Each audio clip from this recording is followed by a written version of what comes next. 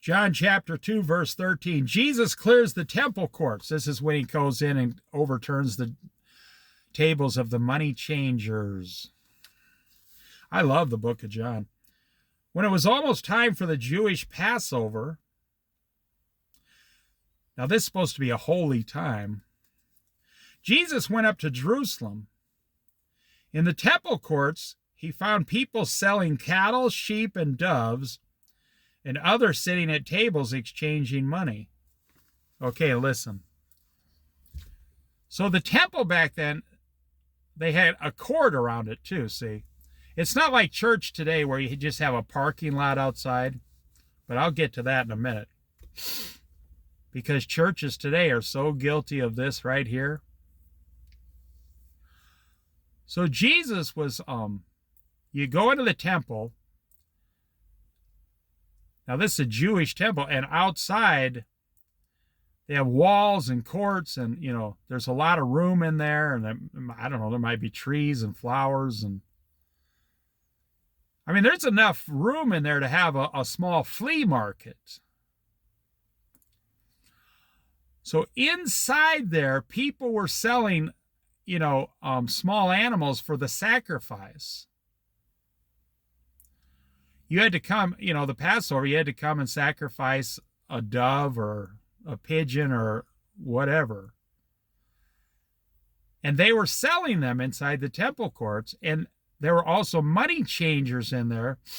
Money changers, if you had to change, so it was kind of like a scam, I heard a preacher tell me once on the radio. So they'd work together, okay? You have to buy one of the doves to go in and sacrifice it, but what kind of money do you have? Well, I only have American dollars. Oh, we only take Mexican pesos. But that guy over there will exchange your money for you, and he's my brother-in-law.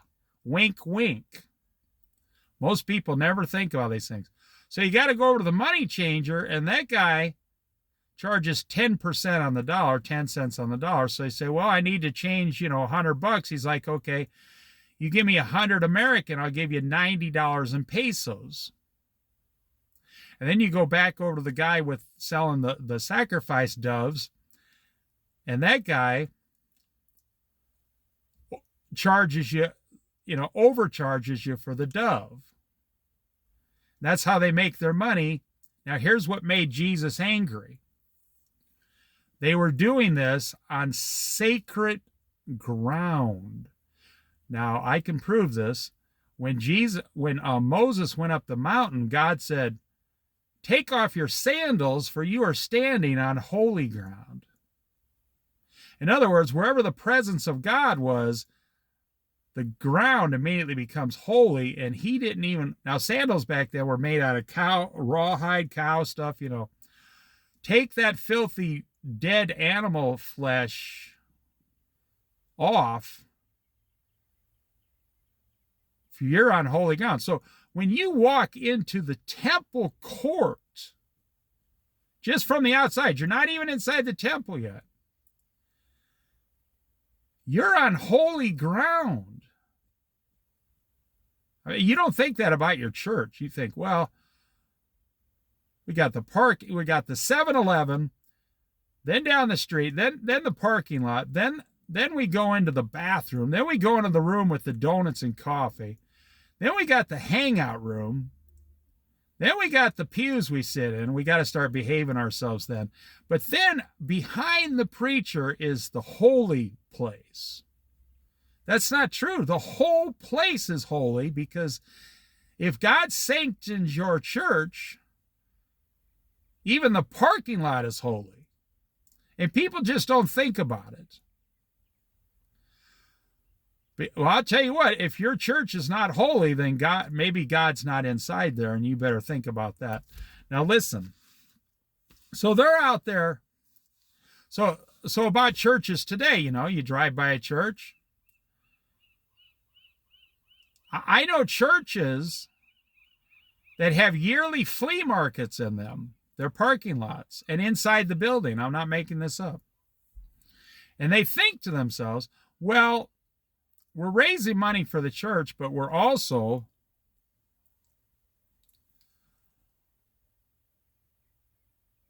We're helping people sell their possessions, and the money's kind of going to the church. But we're also getting money for the church, and we're also doing a good thing. But how do you justify? They were selling things here, and you're selling things in your church. It's not supposed to work that way.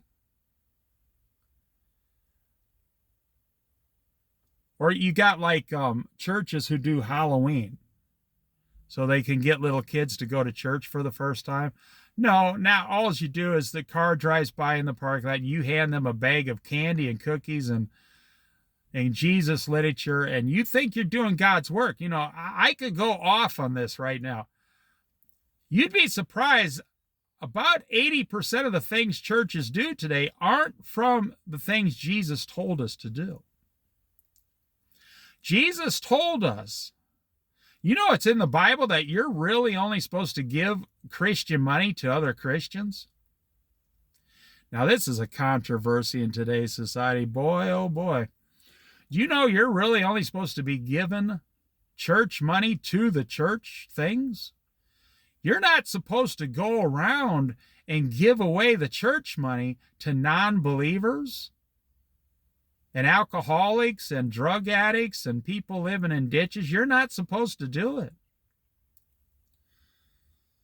You know, God made a way that is so simple. If someone wants help, they come to the church and get help.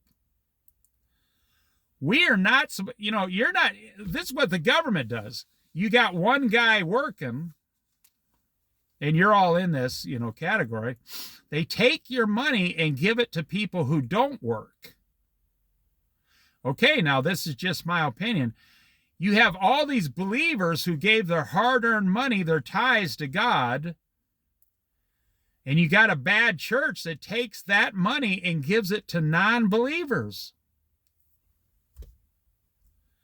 You know, I learned about 20 years ago, don't give an alcoholic money, because he's going to lie to me and he's going to go buy some alcohol. What? Yep, believe it or not. Don't give a person who, you know, eats cupcakes trying to lose weight, don't give them a bag of cookies.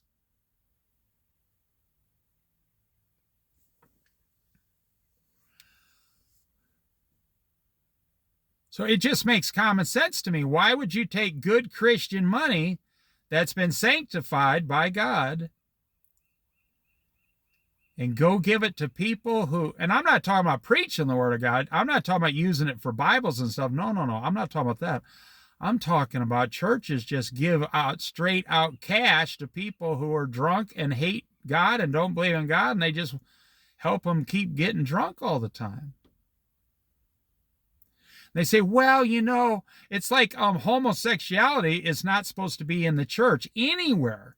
Well, now we had a third of the Lutheran churches turn to homosexuality. There's a church in Southern California that is the church of homosexuality. It's been going for like 40 years.